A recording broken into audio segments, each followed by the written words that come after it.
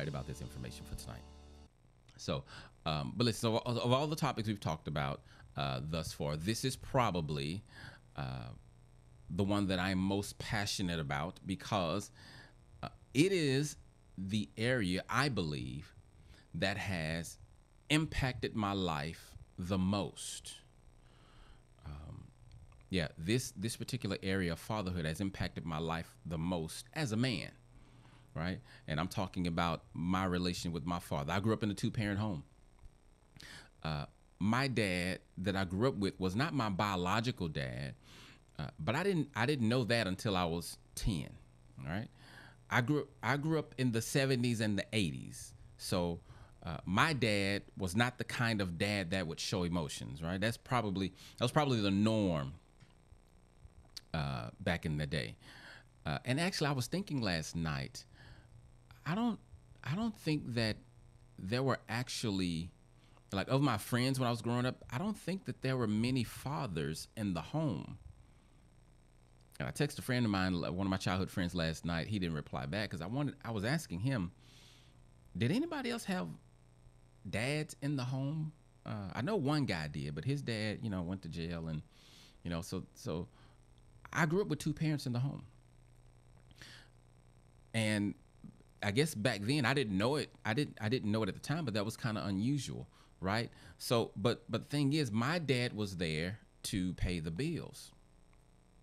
My dad was there to provide, right?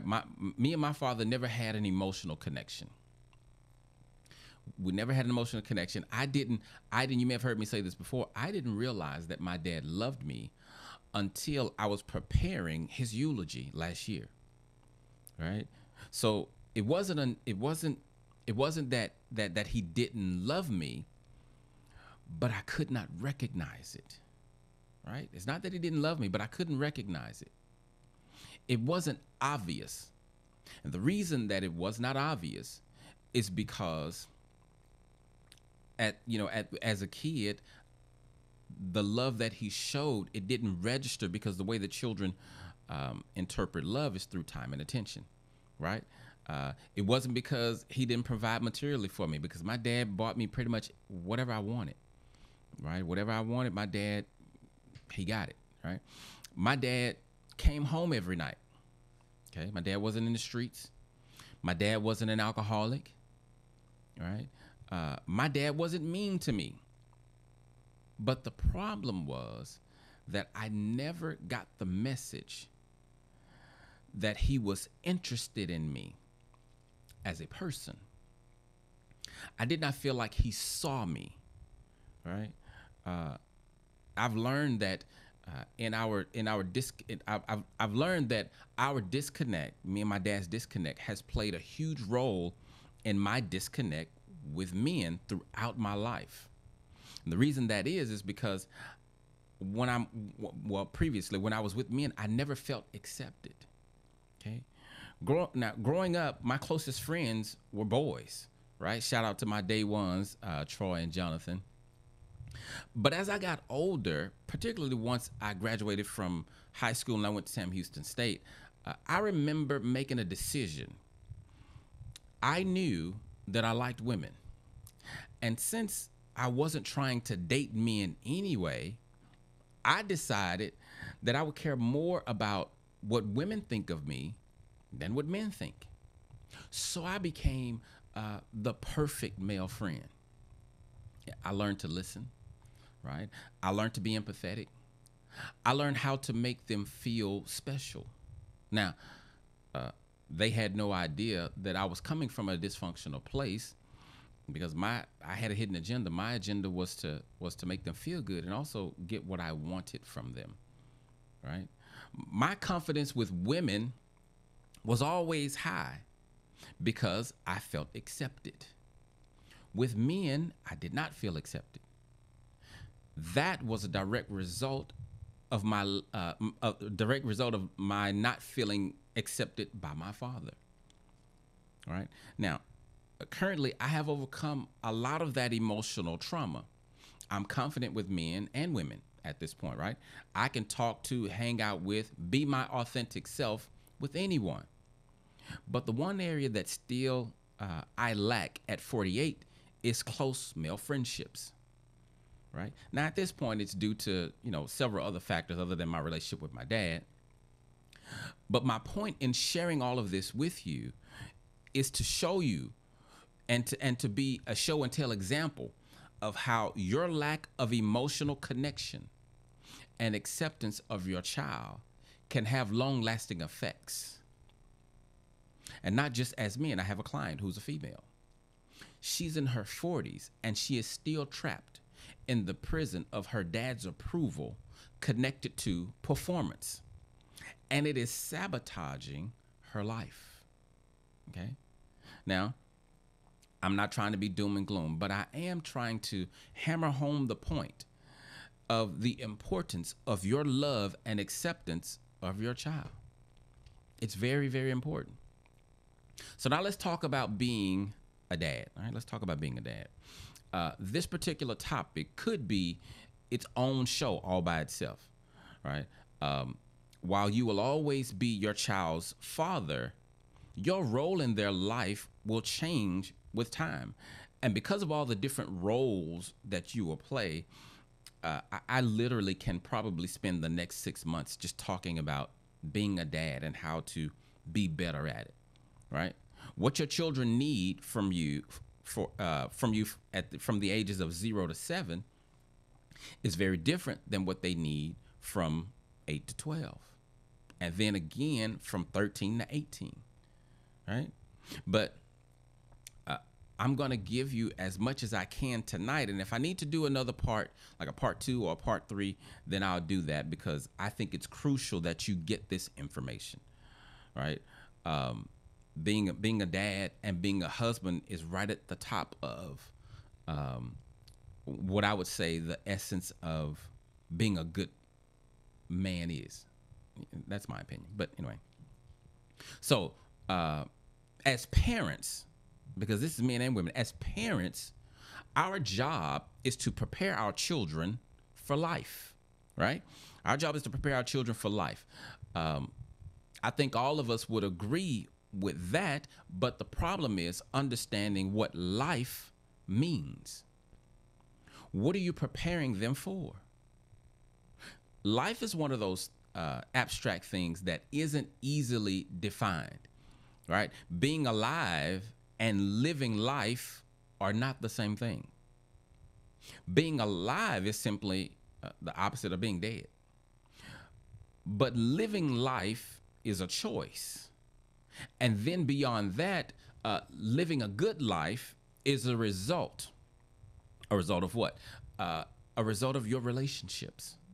So then when we talk about preparing children for adulthood, for life as an adult, we can teach them how to handle money. We can teach them how to work hard, teach them not to quit when life gets hard. That's one of those lessons I learned way too late.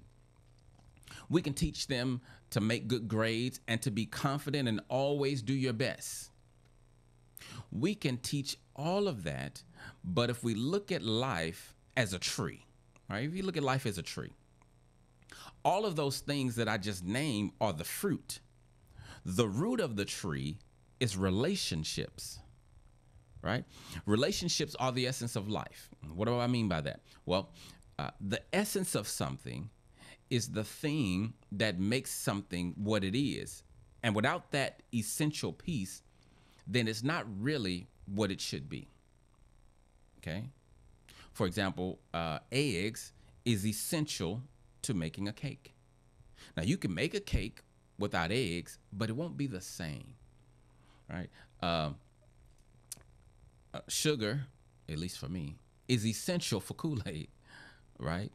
Kool-Aid without sugar is that's not cool. I don't know what that is. That's just colored water. It's not Kool-Aid, right? But relationships are essential to life. We humans do not thrive without thriving relationships. It will not happen. Emotionally healthy people are connected to healthy relationships, while broken people are connected to broken relationships. So when we talk about preparing children for life, All of those other things I named, they're important, but your focus must be helping your child know how to do relationships. Okay. And as my friend Rick Marks would say, your role in your child's life is to develop them so that they can relate well. And if for them to relate well, if your children learn how to thrive in relationships, all of those other things are pretty much easier for them to get. Many parents focus on their child doing well in school, but because they do not have a relationship mindset or relationship lens, they end up injuring their child's emotions while trying to get them to perform better. This then tells the child that my value is in what I do, not who I am. So this then is the foundation of people pleasing. So preparing your children or your child for life means preparing them for relationships. That is your number one primary role in their life.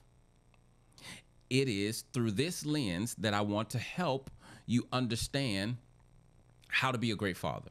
All right. And by the way, most of this I learned after my parenting days were over. Yeah. See, I'm still a father, but I'm not technically a parent anymore because my children are grown. All right. My children don't need me to parent them, but they will always need a father, which actually means I may need to do another video on being a father to adult children. All right. I think that would be a good topic to follow up on. But these are the areas I hope to cover tonight, if we have time. So the love of a father, the discipline of a father, the example of a father, meaning the example that the father leaves and models for his children, the wisdom of a father, and then the protection of a father. All right, that's what I want to talk to you about. But, one more thing before I jump into these various topics. I want to make sure you know that you can't parent from a place of pain or fear. Right? You can't parent from a place of pain or fear. Now, what I mean by that is you can't parent based on your own childhood pain with the sole goal of trying to help them avoid what you went through. You can help them avoid what you went through simply by being a parent or being a better parent. However, if you come from a place of pain or fear, you will likely overcompensate. Not treating your children the way that you were treated does not, on the flip side, give you insight on how to raise them in a healthy way. You just know what dysfunctions not to do. I am, for example, a much better parent than my parents were. And hopefully my children will be better parents than me. But me being a better parent than my parents did not tell me how to give my children what they needed. I don't know if you've ever heard this, but the Bible says that the sins of the father will, not might, but will visit the third and fourth generation. That's a pretty powerful statement, because what that means is that you cannot give your children what you do not have. But it also means that you will give them, whether it's dysfunctional or not, you will give them what you do have. That's why I started this whole thing a few weeks ago with emotional maturity, because emotional maturity is crucial to developing as a man, right? My dad was emotionally immature. He was emotionally immature, and he could only give me what he had. My children today suffer from my emotional immaturity from when I was parenting them. Now, if they do not get help sooner than I did, then they will put that on their children. So some of what I share tonight or in the coming weeks, however this works out, may be beyond your current emotional maturity, but I urge, strongly urge you to change that so that you can be better. So that you can better prepare your children for life, i.e., relationships. Now, I know I mentioned when I was doing the description, I mentioned the love of the Father first, but I want to deal with the discipline of a father first, to make sure that I don't run out of time, because I want to address this one, because this is the one that comes up most often in my office as far as disciplining children, and I really believe it's crucial that we get this part right. Right? Love is just as important. I'm definitely not saying that it's not. But I wanted to start with the discipline because I didn't want to go through the love and then just kind of cut the discipline off, even if I come back next week. I want to make sure I get the discipline in, right? So, sorry about that. So the most important, did I just snort on camera? I did, but it's live, so I can't erase it. But the most important thing that your child needs to know is that you love and accept them, okay? But watch this, that love and acceptance is oftentimes thwarted by the way that you discipline. Yeah, you can love them, but if you don't discipline them in a loving way, it can cancel out the love that you think that you're sending. So now here are the key points to disciplining your child so that the love is not lost. Okay, and I'm gonna kind of go through these again like bullet points. Okay, so number one, discipline and punishment are not the same thing. Discipline and punishment are not the same thing. Okay, punishment does not work. Punishment does not work, which is why our prison system is a failure, because punishment doesn't work. Punishment is about making you pay for the wrong that you did. Discipline, on the other hand, is about helping your child understand what they did wrong and teaching them how to be right. Right? Punishment is sending your child to their room when they yell at their sibling. Right? That's punishment. When you punish that way, they won't learn why that's not appropriate behavior. They will learn that you don't like it, so then they just won't do it around you, right? Discipline, on the other hand, discipline will correct the behavior and not just give them consequences for the behavior, right? Here's number two: never discipline out of anger. Never discipline out of anger. There are not many reasons to be angry at a child, and honestly, I actually can't think of any. Now, that's not to say I've never been angry at my kids.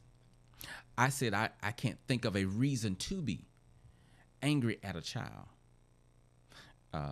But I mean, you guys are smarter than me. You may be able to come up with a reason. I can't think of a reason to be angry at a child. The reason I say that is because when you are angry, it means that you are taking something personal, right? Whatever their behavior is, you are thinking that it's about you. But their behavior is not about you. Your job is not to be offended by their behavior, but to help them know how to have better behavior. But if you find yourself angry at them, step away and figure out what it is that you want from them that you're not getting. Figure out what did they do to you, because you don't get angry when your child does something to themselves or to someone else. You get angry when your child does something to, or when something happens to you, not just your child, but you get angry when something happens to you. All right. For example, if your child made all F's, that doesn't mean they don't care about you. It doesn't mean they don't respect you. It doesn't mean anything about you as far as them doing something to you. Now, it may mean that you didn't spend enough time with them on their homework. Okay. Or maybe you did spend a lot of time on their homework, but you didn't spend a lot of time on them. I don't know. But the point is, being angry at them won't help them, right? So you got to make sure that you never discipline from an angry place, because it'll never feel like love. It'll always come across as unloving, right? And when you are angry, that means that you've put your agenda in front of what they need, and so then the correction that you give is more about you than it is about them. You make sure you discipline your child with good intentions. I'm gonna say it that way. Make sure you have good intentions. And let me say that differently, because I'm trying not to give you any wiggle room. You may say, "Well, I had a good intentions when I threw him into the wall." That's not what I mean. Okay, so the point is, don't discipline in anger. If you're angry, you're human, right? Step away. Wait till you calm down, then discipline. But also check yourself. Figure out, why am I angry? Why is this bothering me? All right. So now, what was that? Number 2. I better write these down because I didn't number them. And there goes my pen. So that was number 2. This is number 3. All right. So number 3. So number 3, make sure to discipline your child with your child in mind versus what you want for them. Okay. This is important when you're talking about the different stages of childhood. Okay. For example, a 2-year-old, 2-year-olds typically don't sit down and be quiet. All right. That's not what they do. But when you punish a 2-year-old for acting like a 2-year-old, you will fracture their selfness. All right. Remember, they don't understand the world the way you do. So their behavior does not mean what you think it means. Right? They're just being 2. If your 3-year-old tells you to shut up, they have no idea that they're being disrespectful. They don't even know what disrespect is. Even if you tell them, they don't have the cognitive ability to understand such abstract concepts as love and respect. They don't know nothing about that, right? Correct the behavior, explain why it is not acceptable, and then over time, one day, the dots will connect, right? The thing about discipline, it's not a one-time event. It's a what they call longitudinal process, right? I have so many parents tell me that their 6-year-old child knows better. He knows better than that. He doesn't. Don't think that because your child can articulate adult-like thoughts out of their mouth that they fully understand what it means that they're saying. Okay, so then that leads me right to number 4. Number 4, you must be patient when you discipline, because discipline is not a one-time event, right? Discipline is long-term. It's long-term, over time kind of thing, right? You will have to repeat yourself over and over and over until they get it. So get it out of your mind. I'm not going to tell you again. Okay, so then when you don't tell them again, then what? If you don't tell me again, how will I know? How will I get better? If you don't tell me again, how will I get it better? You hitting me won't help me get it, right? You hitting me will only make me know that you don't like what I'm doing, but it don't tell me how to get it right. Right? And I'm just telling you, nothing will test your patience like parenting. Nothing is going to test your patience. Well, I'm going to say parenting and marriage, they kind of run neck and neck, actually. Right? But you got to remember, when you're parenting, you are the adult. And you understand life in a way that they don't right now. They can't right now. Right? So why do you think God is so patient with you? right? It's not just because he's God. Yeah, I mean, but go deeper than that. Why do you think he's patient with you?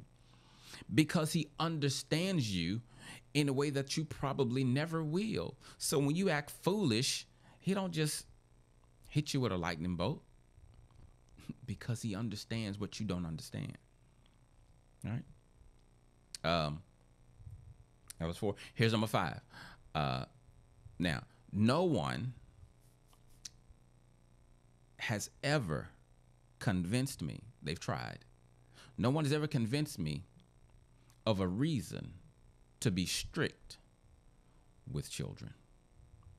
So number 5 is, you don't have to be strict when you're disciplining, or just period. You don't have to be a strict parent, right? Being strict is not necessary. When you're strict, you will likely injure them repeatedly, right? You may make them a great worker for somebody's company or job, but they will struggle at having healthy relationships. There's no reason to be strict with children. Talk to your children like they're human, right? We don't yell at humans, okay? Don't forget, I say that all the time. We don't yell at humans. Whether they are 1 or 18 or 95, we don't yell at humans. But as it relates to your children, whether they're 1 or 18, talk to them with respect. When you say ugly things to your children, trying to instill fear or whatever it is that you're trying to do, you are sabotaging their ability to believe that they are good enough. Not only should you not talk to them like they're, not only should you talk to them like they're human, but you also have to watch what you say to them. You have to watch what you say. Children, at least up until the age of around 8, they take most things literally, right? So when you tell a child something like you don't listen, they will not be able to conclude that you mean you want them to pay more attention. They will conclude, I don't listen. I must be bad. Something must be wrong with me. So then the next time you correct something that you've already previously told them about, it will trigger their belief that they do not listen, which then triggers the belief, I'm not good enough. This then piggybacks on this last point, which is this: allow your children to express themselves. Allow your children to express themselves, okay? Particularly when they get in trouble, right? Allow your children to, because you're treating them like a human, allow them to express themselves when they get in trouble, right? When I was growing up, asking why was the quickest way for you to get hit in the mouth. Like, you don't question your parents. But that can be emotionally abusive. Allow your children to ask questions. Explain to them what's going on, right? What if when you ask God why he hit you in the mouth, you would, number one, you'd stop asking why, but then you also would not know how to do whatever it is that you messed up, and you will feel not loved by him. But beyond asking why, let them express how they feel about getting in trouble, right? If they got something to say, let them say it. Listen to them. So you listen, you validate their feelings, and then you discipline accordingly. The discipline should always fit the crime, right? If they break a vase that you told them not to touch, making them go to their room won't help them understand the fact that they mishandled something that wasn't theirs. They just know they're in trouble and they made you upset, right? They're not in trouble, but you know they're not in trouble because they broke the vase. They're really not. They're in trouble because they did not respect your instruction and because they did not take care of what was not theirs. That's a valuable life lesson to learn, right? Allow life to give them most of their consequences for their behavior. This is particularly true once they hit the age of like 13, right? It's really important that you allow more life consequences than you exacting punishment on them when they hit around 13. Because at 13, your role in your life, your child's life change, Dad, right? You're more like a mentor than a parent at this stage. Now, you're still the parent, but you got to come at it at a different angle. You'll do more guiding than controlling. So when they make a bad choice, when they make a bad choice, the natural consequences of their choice is usually enough, and you can just show them love and acceptance as they deal with the consequences of the choice they made. Now, on all of these that I just named, I obviously can expound, and like it's because I'm 100% giving you a condensed version, because there's so much in all of these, and that is for you the value of asking questions either afterwards or via email or whatever. Because like I said last week, I know I can't give you all of this all at one time, right? We can't be here all night, but these things are important. But here's something that I was thinking about on my way home. This wasn't actually in my notes, because this happens too. I talked about, not being strict, but you also can't be too passive with your children. You can't be too, let me put it this way, you can't be nice. So being nice and being kind are not the same things. Being nice is about people pleasing. Being nice is about comfort. Being kind is about being respectful. Like, I can be kind and disciplined at the same time. Don't let your and men, a lot of times we let our daughters get away with things that we don't let our sons get away with, or vice versa. When you have more than one child, make it your business to treat your children, when it comes to discipline or whatever, treat them all the same. Because as far as they know, they're children. You in your mind believe, well, men should be this way, women should be this, whatever your issues are, but don't put that on them, right? Don't be passive in your discipline, but don't be too harsh in your discipline, right? Remember, the child is where they are. Discipline them based on where they are, not based on, a lot of times we treat a 5-year-old like he's about to be 18 and launch into the world because he can't focus. Well, he's 5. As long as he gets it by the time he's 18, we're okay. Okay? So don't stress because, man, now he's 8. He still ain't got it. You got 10 more years to keep working with that brother or sister to help them get to where you believe they should be. All right? Now, here's the last one for this particular topic of discipline is this. There's no reason, especially before the age of 7, that you should be hitting a child. I can't think of a reason to hit a child. After the age of 7, they can reason slightly better, so there's still not a good reason to hit them, right? If you just love them and talk to them and guide them. See, the issue is your patience, not their behavior. In general, what you are teaching your child when you hit them is that when someone doesn't do what you want them to do, then use violence to get what you want. Now, that does not mean that your child will grow up to be an abuser. Okay? I'm not an abuser. I got whoopings, right? And I'm not an abuser. But the main thing is that it does not communicate love, and it does not instruct. Hitting your child doesn't instruct, right? The behavior that you see is a result of what's going on the inside. But whooping them addresses what's on the outside.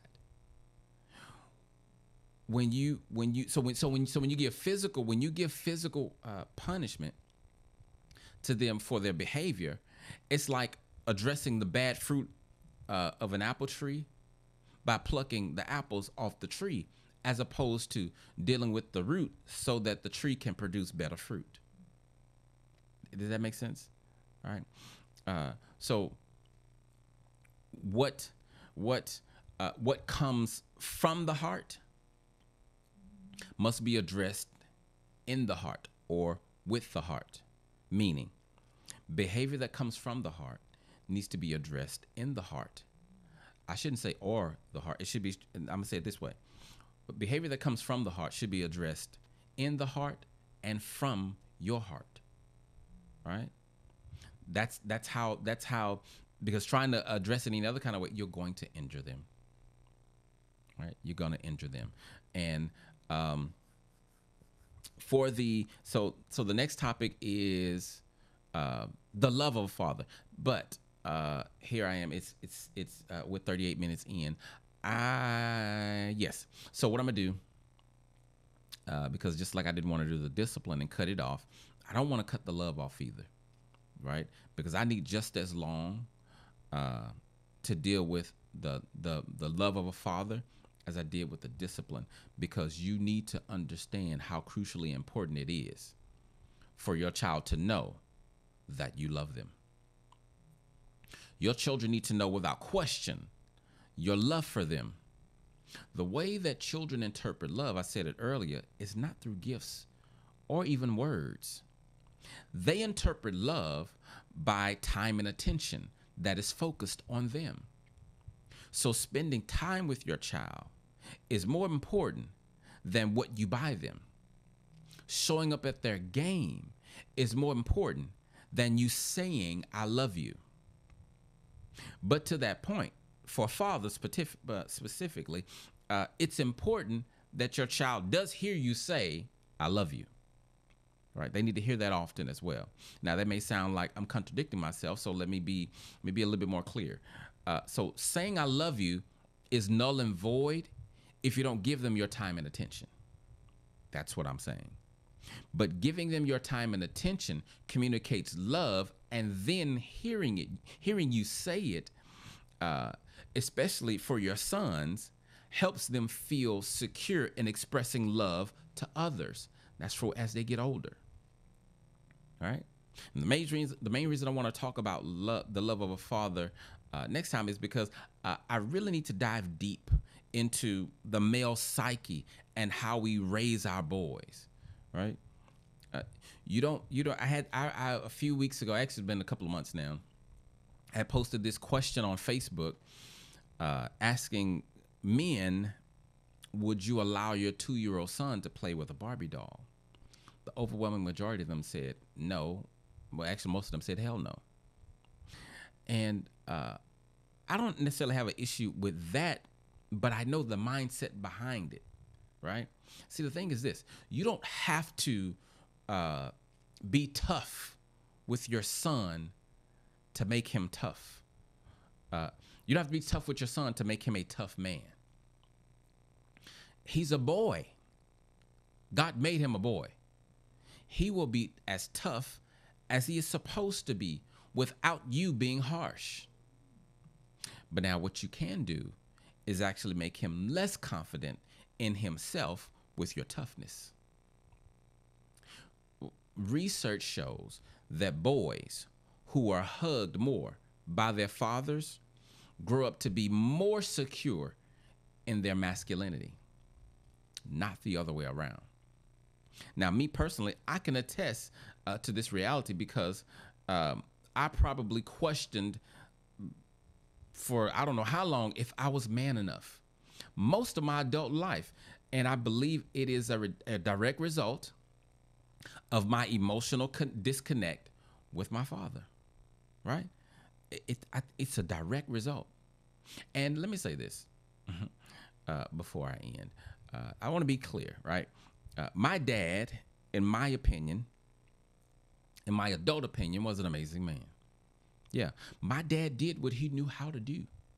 He gave what he had to give. My dad didn't attend any Manhood Monday sessions with a therapist like me, right? So I don't fault him for what he lacked. I understand now because I'm a therapist. But as a kid, it did harm me. I didn't understand. And that's what I'm hoping to help you avoid for your children. I want to help you avoid them not understanding it until they're way older. Your children are still young. I want to help you get the love to them. So next week, we're gonna do part 2. I'm gonna talk about a father's love, and hopefully, if love is this long, the topic of love, we may get stuck on this for a few weeks because I'm not gonna try to cram all of those other topics into here also, but I need to cover them, right? So we'll see how it goes as I'm preparing the more stuff on the love piece. So now I know some of these things may be foreign to you and new, right? You may not have had a father to model your fatherhood, fatherhood after, right? You may feel like you're not good enough. But fellas, let me tell you, you are good enough. I know the feeling of not being good enough, right? It will literally sabotage your life if you hold on to that negative belief because it's not true. You have no proof that you're not good enough. None. The people who helped you form this belief, which is usually your parents, right? The people who helped you form this belief are usually not qualified to give you your value. They're not qualified to determine your value for you. And so if you're believing negative things based on how your parents interacted with you, you got to do work so that you can get rid of those negative beliefs, because who you are is who you are, but your beliefs about you is negatively affecting you, right? In my wood shop, I can say that my table saw is a camera all I want to, but that won't change what it actually is. Why? Because DeWalt, who is the creator of my table saw, they said that this is a table saw. So my belief about the table saw only affects how I interact with it. It doesn't affect the table saw itself. In the same way, your beliefs about you do not change who you are. It only changes how you see you. But you are what your creator said you are. He said that you're wonderfully made. He said that you're good enough to love. Think about this. If as children we learn to love ourselves based on the way that we are loved by our parents, what would your self-love look like if you loved yourself the way God does? What if you decided to forgive yourself the way He does? What if you always encouraged yourself in your failures and weaknesses like He does? What if whenever you messed up, you picked yourself up, you encouraged yourself, pat yourself on the back, and then sought out ways for you to be better the way that He does? The problem is you have the wrong people in your head, right? Your partner, your children, your friends, or anyone else. None of them have the wisdom or the authority to tell you that you're not good enough. Now, their actions at times may seem to suggest that they believe you're not good enough. Yeah. Their actions may suggest to you they don't value you. But like my table saw, they did not create you, so they cannot define you. The problem isn't what other people believe about you. It's what you believe about you. Now, I'm not saying that the change is easy, but staying the same isn't easy either, and it's not going to make life better, right? Life will only get better when you get better. So I challenge you men to make self-development your number one goal in 2021. And I forgot to say Happy New Year.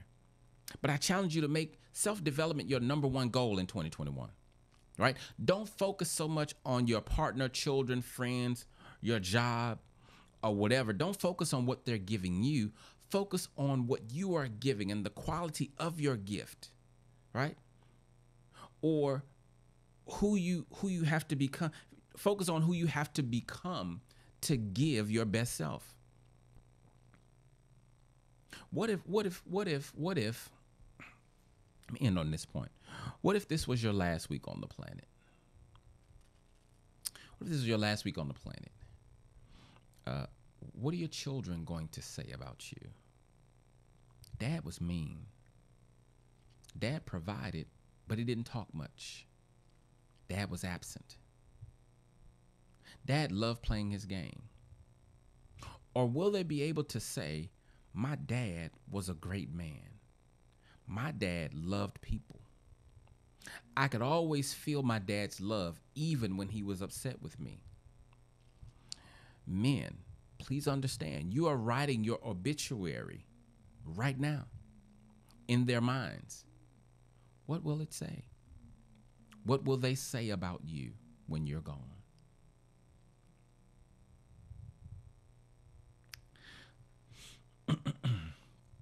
When we come back next week, I'm going to address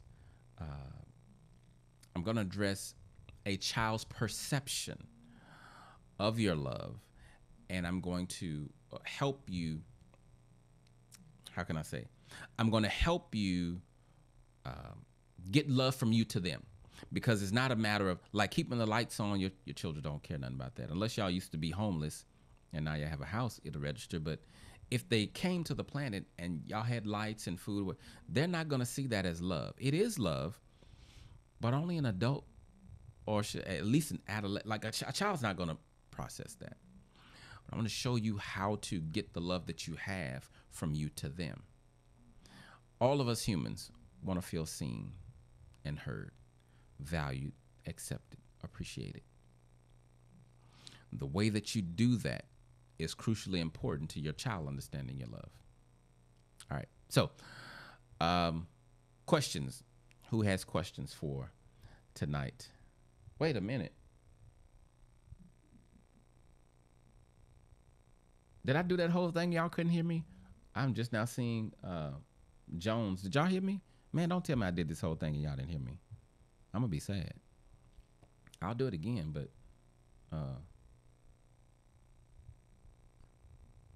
let me know if y'all. Well, I think y'all must have heard me, because my wife would have busted in here if y'all didn't. If there was no sound, right?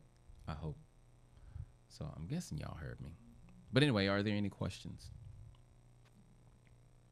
What if you believe the way God believes you? Oh yeah. I like that. I when I was doing my notes, I thought about that, and I never thought about that before. But I was like, what if you loved you the way God loved you? Now, I don't think it's humanly possible to love as deep as Him. But what if you tried? Like, what if you tried to love you? What if you saw you the way He sees you? The way you interact with people would be different. The way your confidence would be different. Your speech would be different, right? So, cool. I'm glad y'all hear me. Good stuff. My daughter's on. Y'all say hi to my amazing daughter, my amazingly beautiful daughter. And so, because my daughter's on here, if I said something that was incorrect, my daughter, she can put me on blast, right? But I hope that what I shared tonight for you guys was helpful, insightful. And again, I know it's condensed. There's a whole lot to unpack. I think I may need to write another book. How you gonna write another book? You ain't finished the first one. I heard you when you said that. For those of you who know me, I'm just saying that may need to be an upcoming book. I think once I finish the first book, the rest of them will just flow. I don't know what's taking this book so long. Honestly, I have no clue. I don't have an excuse, and I don't have a clue. So I don't know. But anyway, any questions for me tonight before I get off of here? Any questions about disciplining, since that's what we talked about most, or anything? Anything we've talked about over the last few weeks, you can ask whatever. My goal is I'm here to help. I'm laughing at my daughter.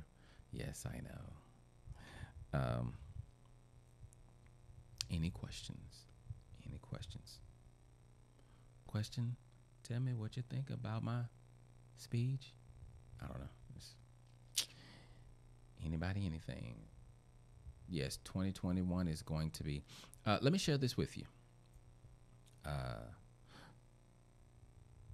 Because I didn't mention anything about the new year. You know, the thing about good years, bad years, and all that kind of stuff, it's based on your perspective. Did you know that? So while COVID last year, 2020, was definitely a year for the books, right? It's going down in history. But it did not hit everybody the same way. So for me, 2020 was not a bad year. I got married. My business still thrived, right? I thank God for that. I launched this new brand, right? So it's all about your perspective. And 2021, it can be great if you make it great. Life can be great, but it's never going to be absent of difficulty. If you need a life absent of difficulty, you're in trouble. You're on the wrong planet. That's not going to happen here. But you can still thrive in the midst of difficulty. Why? Because of your perception and how you see things, how you process things, the meaning that you give to it. That's what's going to help you. Okay. How would you teach a child gratitude? I think teaching a child gratitude would be easy. So first of all, let me say this. So when they're really young, first you're teaching them the behavior of gratitude, right? And real easy. When you give them something, you tell them to say thank you, right? You're teaching them how to act in a way that's gratitude. I guess I need to put that on the screen. I forgot about that, so you guys can see that. How would you teach your child gratitude? By teaching them the behavior of gratitude, and then but also as you do that, explaining to them, you say thank you because, and that's the thing about parenting. Like, we tell children to do things, but we don't tell them why, because we know why. We just tell them to do it. Hey, say your grace before you eat. Why? Say thank you when, somebody give you something. Why? Don't talk to strangers. Why? Make sure you come in before the lights come on outside. Why? Right? We have to be better communicators with our children. Treat them like they just got to the planet, because they did. Ain't been here that long. There's some things I'm learning at 47, 48, almost 49. And I've been here a while, right? So treat them like they don't know. So when you talk to them, as far as the gratitude piece, just, teach them the behavior and teach them why you are teaching them that. Let's see. How do you get that balance between meeting them where they are and not allowing them to just run over you? Okay. So meeting them where they are. Well, so here's the thing. When you say them running over you, that is, how can I say? That is your adult projection onto them. Children don't know how to run over you. They don't know what that means. So you discipline and you put up boundaries. So that's like if you have a yard with no fence and the child is running out into the street, they're not running into the streets because they want to break the rules.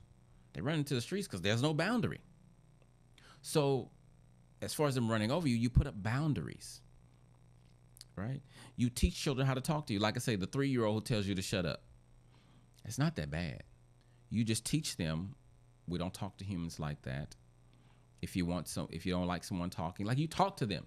Now, like I said, they're not going to completely get it, but you keep talking to them. You start at 3, at 18, they got it. We got to get out of this You got to get all these lessons today. I've been telling you this for 3 weeks now. What?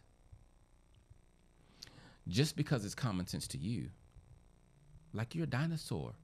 They don't know. You feel me? They don't know. So letting them run over you, though, is more about you not having boundaries. And you'd have to give me an example of what running over you means. Now, because they're new here and because they don't have boundaries, right? So they're gonna run out into the street. Like, they're gonna test it, but you gotta help them. Hey, no. So we don't do that. Like, you gotta pull that back. Well, that's not a behavior that we do. But here's the thing too. You gotta make sure that whatever behavior you're trying to correct, it's a behavior that's actually wrong and not just something you don't like them talking too much. One of my children was injured, still injured, because a relative told them they talk too much and told them they always running their mouth. Here's the problem. What if that's just who I am? So now I'm not good enough being me. Well, then who am I be? I don't know, but I need to be somebody so that I'll be accepted. Enter in people pleasing. Enter in I'm not good enough. Enter in self-sabotage, right? So you got to be careful with that kind of stuff. Did I answer your question, Alan? I hope I did. Let's see. Could you talk about a man disciplining a girl? Yes. So as far as a man disciplining a girl, if the discipline is in love, it doesn't matter if it's a girl or a boy. It really doesn't, because you're not harder on a girl or a boy based on their gender. They don't. So let me talk about ages 0 to 7, right? They're just a child. Yeah, they're different, but not when it comes to discipline, right? So you're patient with both. You talk to both. You give both grace. You give both consequences. You don't yell at either one of them. You're not mean to either one of them. It's the same. It's not different. Now, as they get older, you still don't discipline based on gender. You discipline based on personality. When I was a single parent of 3 children, I disciplined my boys different from my daughter, but it was because of their personalities, not because of their gender, right? So my daughter, you can look at her sideways and she gonna shape up. My boys, I might have to give them a little longer lecture and be a little bit more stern for them to get it, not because they're boys, but because of their personality. So don't, and I'm saying this on the fly as I'm thinking about it, I don't think disciplining based on gender is valid. I don't do that. I can't think of a reason to discipline based on gender because it's a girl or a boy. Because again, if we use God as the model, how does he discipline different genders? The same. The requirements for love and everything that's, God requires is the same for men and women, right? So same is true for your daughter. I hope that helped. Let's see.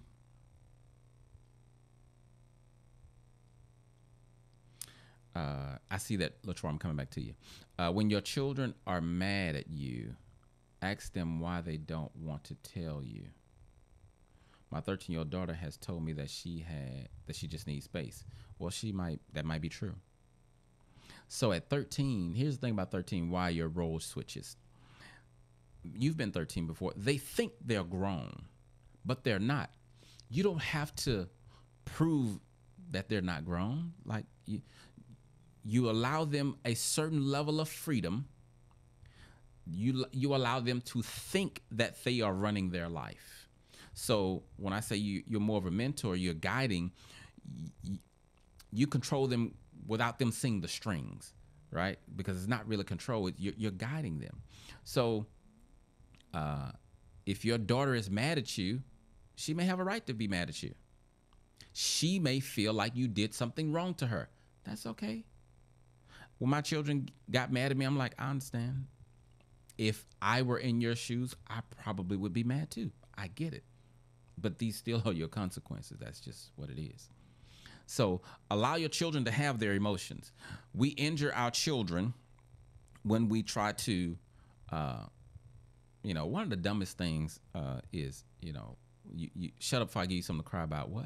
You just did. You gonna give me some more? So now I have to stuff these emotions away. Stop crying because you don't like it. It makes you uncomfortable. So now who I'm gonna be? I gotta be somebody else. People pleasing. Not good enough. Life sabotage. It's that deep. These things that we think are simple and harmless, they're not. Right? They're not. So, LaTroy talked about, he said, I'm only saying that because they see you as a man hitting a woman. Well, that's why I talked about earlier. You don't hit. And now this, I know there are different people believe different things, different psychologists even. I don't believe it's helpful to hit a child. For what? Are you telling me that you are not mature enough to have patience and discipline them without hitting them? I don't think you should. Yeah. And then I will say this though, right? Because I mean, I did whip my children up until a point until I realized, hey, this is not effective. So I don't think I didn't whip my children. I did, but I stopped. Man, I stopped. I think my daughter maybe got her last whip when she was like 10 or 11. And then when I stopped with her, I stopped with all of them. She's the oldest. And that's too old to be whipping somebody anyway. But I didn't know nothing back then. But I was going to say, I forgot the point I was going to make. But yeah, I don't think you should be hitting your children anyway. Oh, I was going to say, like when they're really, really young, you tap them. You can tap them with a pen. Hey, don't do that. Get your hand off of that. But you don't do it to like really hurt them. And as they get older, but see, here's the thing. When you talk to them, you are building relationship skills, because the hardest part about relationships is the conflict resolution part. So you may have to increase your conflict resolution skills so that you can give it to them, because watch this, if you don't have it, you're not going to be able to give it to them. So your children may have shown up to show you where you're weak and where you need to grow. Yeah, you may need to increase your patience, your understanding, as opposed to them changing their behavior, so to speak. That might be the issue. Let's see. Should husbands and wives prioritize their relationships with each other, given that they are raising children to get older and leave, ideally? So you've heard me say before, your marriage will not thrive if it's not first. The marriage is the primary relationship, and it must be your primary focus, right? So you got the marriage and you have the family. The marriage is just the husband and wife. The family is everybody. The family with the children cannot support the weight of the marriage. The marriage supports the weight of the family. If the marriage fails, the whole system falls apart. If the marriage is strong, the family will be okay by default. So yes, the husband and wife, or mom and dad, needs to be focused. They need to be each other's number one priority. Now, when children are brand new and little, there's some adjustment, because the baby is so vulnerable and needy, so dad may have to take a back seat for, especially if mom is breastfeeding, right? He may have to take a back seat for a little while, but ultimately that adult relationship has to be the primary relationship in your focus, and you guys have to be a united front. That's something I should have talked. Well, because I'm talking to the men, I still should mention that. As far as being a united front, you guys cannot be split when disciplining your children. You're going to injure them. Children are already naturally divisive, and if they see you guys as weak, or that they can put y'all against each other, they will. Not because they're evil, just because they want their way. You want your way. But they're at the purest form of wanting their way. They're at the purest form of selfishness, right? And so you guys got to present a united front. And when you guys don't agree on discipline, you talk about that behind closed doors, not in front of them. All right, don't do that in front of your children. Let's see. I said we're not supposed to hit any child growing up. That's what I know. Yeah. And so here's the thing, though. What I know, what I know is talking crazy to women. And what I know is getting physical with women. But I never have. I know whooping too, but I changed it. Why? Why did I change it? Because I realized it wasn't beneficial. You grew up with an alcoholic, that becomes your norm. But that doesn't mean you have to be an alcoholic, even, or watch this. If you become an alcoholic, you can change because you realize, you know what? This is the long history in my family. It's like a generational curse, but I see it destroying my life. I don't want to be this way. So I need to do something to change, because all I know when I get angry is to blow up and drink. But I got to do something different. And the point that I'm making is, just because it's all that you know doesn't mean what if what you know, and I think this is one of those things, what if what you know is dysfunctional? You just stay in that because it's what you know? Where's the growth? Where do we address being better? Right? So don't allow yourself to use that as an excuse. Well, I mean, this is what I know, you know. Stealing is what I do. I mean, that's how we got everything we got when I was a kid. We stole. Okay, so you still going to jail when you're in front of a judge. Sir, why did you steal the TV? Because, Judge, that's what my mom told me. That's all I knew. Okay, well, we still gonna get some time. You have to be responsible for your life. You have to be responsible for your decisions. Saying it's what I know, or it's how I was raised, or it's what I, was introduced to, that's an excuse, because you are the captain of your ship. You are the one that can determine, hey, I learned that, but I don't want to be that way. It's called maturity. Now, I'm not saying that it's easy. It's not easy to change, especially, certain beliefs. But when you recognize that the belief is causing you harm, or causing the people around you harm, you want to address that. All right? You want to address that. I'm gonna take a couple of more. How should you handle them acting like you don't exist? Like when you tell them good morning and they walk right by you, or when leaving, you say goodbye and they ignore you. So if you're talking about children, you stop them because that's disrespectful, right? But you talk to them, hey, so tell me what's going on. If they don't want to talk, so I'll play out a situation. I'm gonna just go through the whole scene. Now you may not see all of it because I'm only gonna do one side of the, Okay, here we go. I'll say it's my daughter. Hey, what's going on? So I spoke to you. You just walked past like I didn't say anything. You upset about something? Well, let's talk about it. You want to talk about it? Okay, you want to talk about it right now? Okay, that's fine. Well, I don't mind you being upset. You have a right to be upset. But if there's something with me, we need to talk about what it is, because that's the only way we can resolve it. And if you don't want to talk about it, I'm not going to make you talk about it. But what you're not going to be able to do is be here and be disrespectful. So you're going to have to make a choice, right? Either you're going to be respectful and respond, or we can talk, and figure out what's going on. Or, I don't know. I mean, because disrespect can't happen, right? If you have an issue,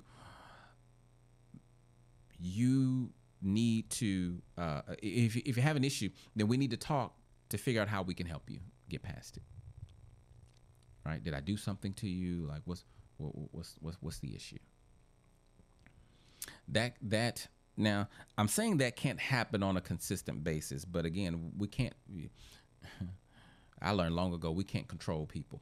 So, I thought that said 842. We can't control people, but at a certain level, like you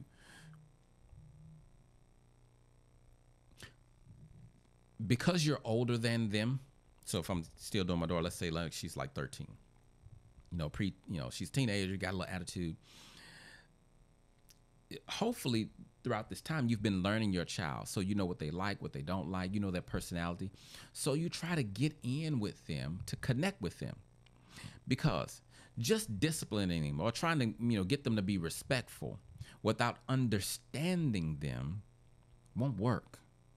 And so they may not know how to articulate how they feel. They may not even know why they feel the way they do. Or maybe they do, I don't know. But all of us, again, want to be understood. So try to joke with them. So you're not gonna talk to me, okay? And blah blah blah. You try to joke with them, try to come at them directly. I will say this though: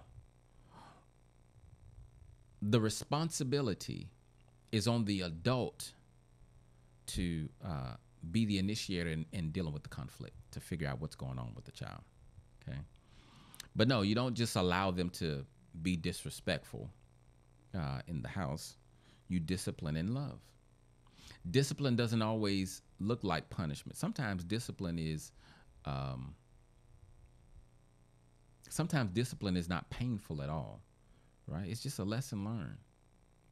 So that one I probably need more details on, and we could talk offline if necessary to talk about how to handle that specifically, because that can get out of control. If you don't handle that right, you can injure the child while you're trying to help them, because you got to remember, if they're not talking to you, if they're so they're being disrespectful, but they have an issue. It's not about you. So there's no reason for you to get angry, but you want to find out what's going on with them. Right? You want to find out what's going on with them. Why? Because you love them. Hopefully that was helpful. Okay, so that's my last one for tonight. I'm going to shut it down. We are over an hour and something. I don't know how long we've been going, but anyway, hope you guys got. I apologize. I did forget to send you guys the handout, not handout, but it's like it's not an article. The paperwork. It's the best I got from last week about the dangers of pornography and everything. I will email that out to you. If not tonight, tomorrow for sure. I'm gonna email that out to you so that you can have access to that, because there's a lot of good information about pornography and how it harms us. So I'll send that to you. Next week I'm gonna talk about the love of a father, right? As we continue to talk about fatherhood. Thank you guys as always for joining me. Thank you for your feedback and your input. I don't think I've said this before, but feel free to go on Google and leave me a review. You got to look up A Better Family Now, though, because there's no Clifton Brantley on Google, not as a business anyway. But feel free to go on there and you can leave a review about my Manhood Mondays, because it does two things. Number one, it gives me advertising, right?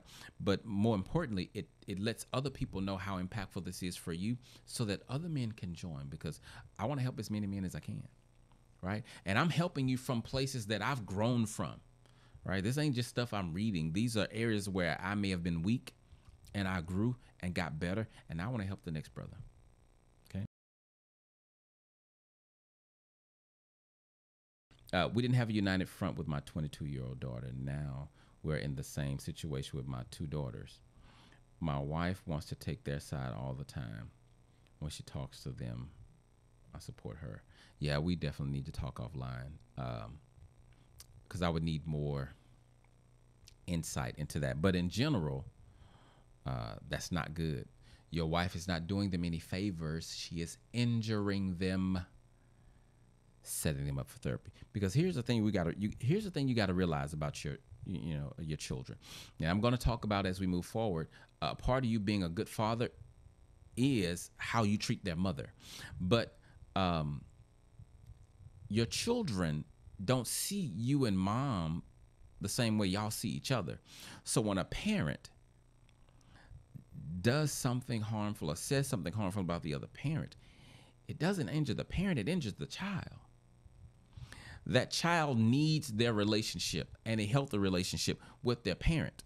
And so when you do or say something to like disrupt that, you injure the child. Okay? Professional. Thank you guys for joining. Y'all have a good night. I'm going to edit all this out. All right. Have a good one.